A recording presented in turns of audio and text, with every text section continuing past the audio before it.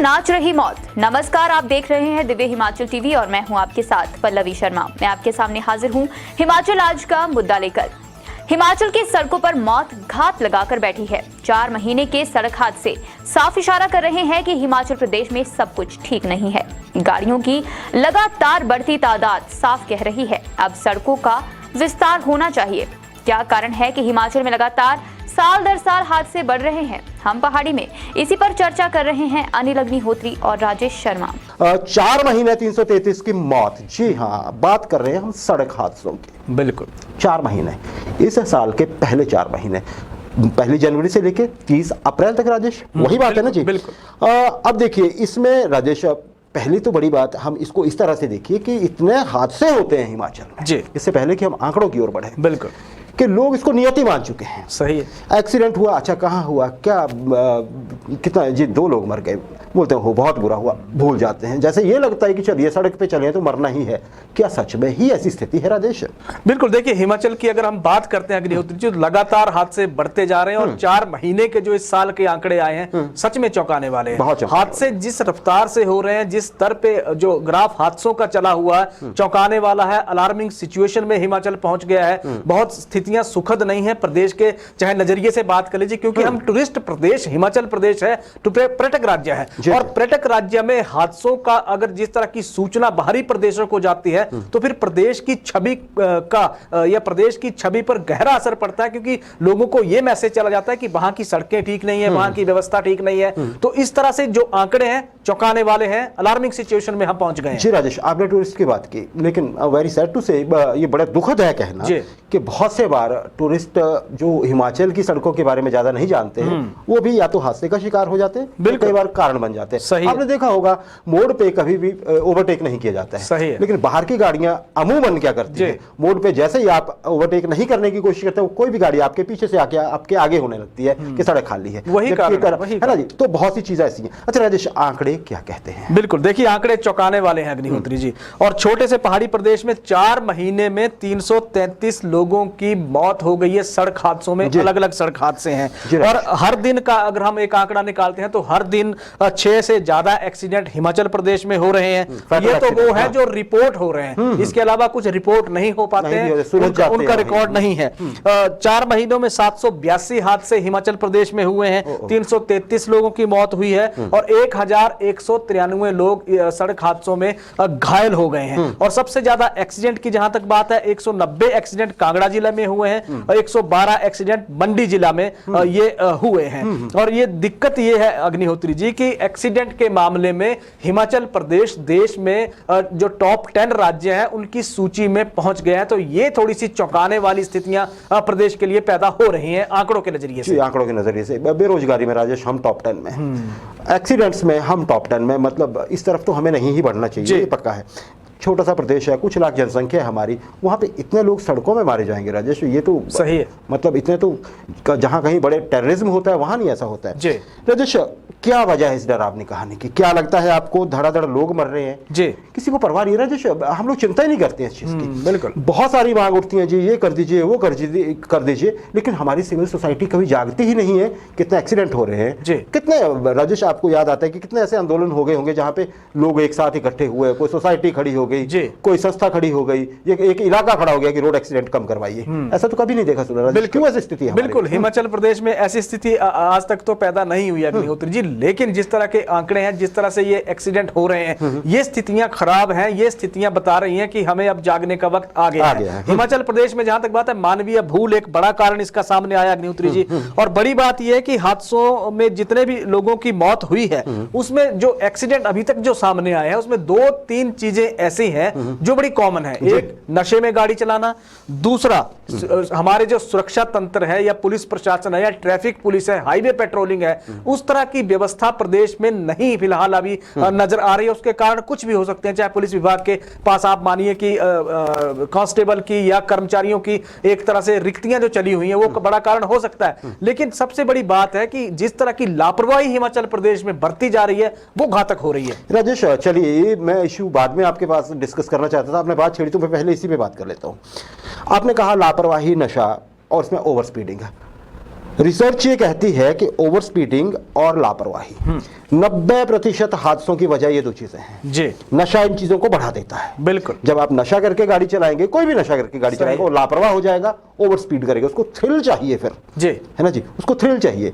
तो राजेश, एक तो अब हम अगर देखें कि इसी कारण ज्यादा दुर्घटनाएं होती है, जैसे आपने कहा सड़कों पर बोझ है, लेकिन आपने निगरानी तंत्र की जो बात की, ट्रैफिक पुलिस की बात की, क्या हम उस तरफ नहीं क्या बोलते हैं बढ़ सकते हैं आपकी नजर में? है ना, इतना कमजोर है कि खूंखार सड़कों पे हमें पता भी है कि किस वजह से हादसे हो रहे हैं। मतलब 90% हादसे अगर ओवर स्पीडिंग और लापरवाही से हो रहे हैं, तो हमारा तंत्र ऐसा क्यों नहीं है? चंडीगढ़ में आजकल देखा होगा आपने, खुली सड़कों पर चौड़ी ड्राइवर जो है धीरे चलते हैं, पीछे जाना हुआ तो चला रहे हैं गाड़ी, उन्हें कहो जी वो देखिए सामने, बोलते हैं जी वो कैमरा लगे हुए हैं, इससे ऊपर हम गए, 60 से ऊपर गए, चालान घर पहुंच जाएगा, और चालान भी 5,000 रुपए का। सही है। हमारे यहाँ डर कब आएगा? बिल्कुल, देखिए डर आना बहुत जरूरी है अग्निहोत्री, डरना जरूरी है, बिल्कुल डरना जरूरी है। हिमाचल प्रदेश में सड़कों की अगर हम बात करें तो बाहर के जो लोग आते हैं वो ये सोचते हैं कि जैसे मैदानी प्रदेशों की सड़कों की हालत है, वैसे ही कमोबेश हिमाचल प्रदेश की सड़कों की हालत होगी।